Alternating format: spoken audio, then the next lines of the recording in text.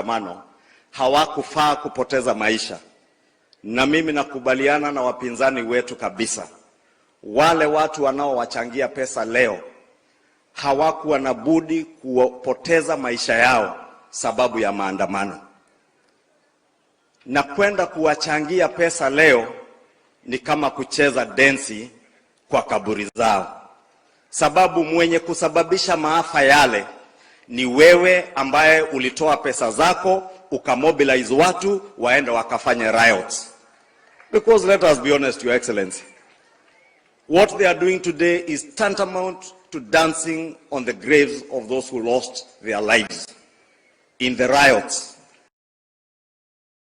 the anarchy and the violence that we witnessed in the last few months in Nairobi and parts of this country.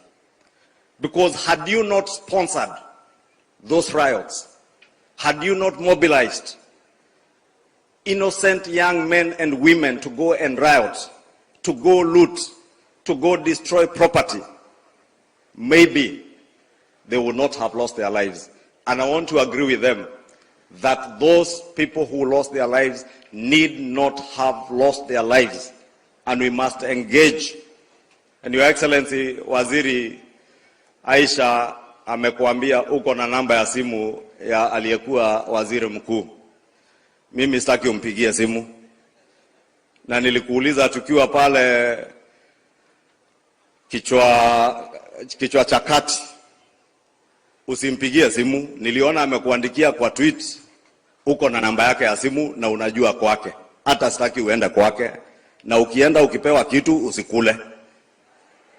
Mimi nataka tu umuite pale Nairobi na uite mtu ya kamera, hawa watu ya media, na uweke viti mbili muongee. Lakini muongee mchana hadharani, Wakenya wote wakisikiza na wakiona mnaongea mambo gani, ili tuhakikishe yale mambo analeta kwako sio mambo ya ugawi wa mamlaka, sio mambo ya kugawa viti, sio mambo yake ya binafsi, ni mambo inayogusia Wakenya wa kawaida. Hayo ni mazungumzo ambayo tunayakaribisha. And I want to ask you, Your Excellency, invite the former Prime Minister, invite our former President for a round table discussion which must be live on TV. Na nilisikia Waziri Mvurya akisema kwa live debate, ile presidential debate alikutoroka. Na muuliza kwa heshima former Prime Minister asitoroke hii.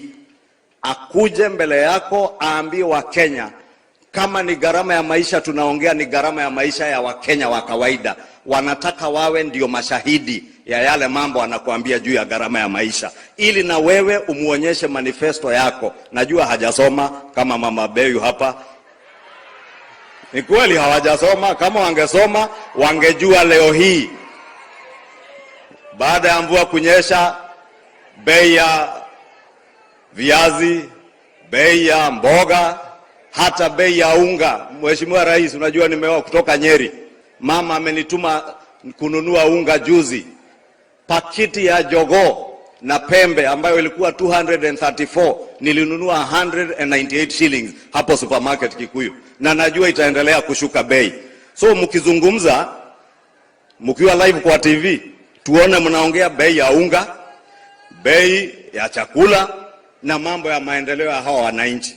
Kwa hiyo mengi, Mheshimiwa Rais, naomba nikomeshe hapo.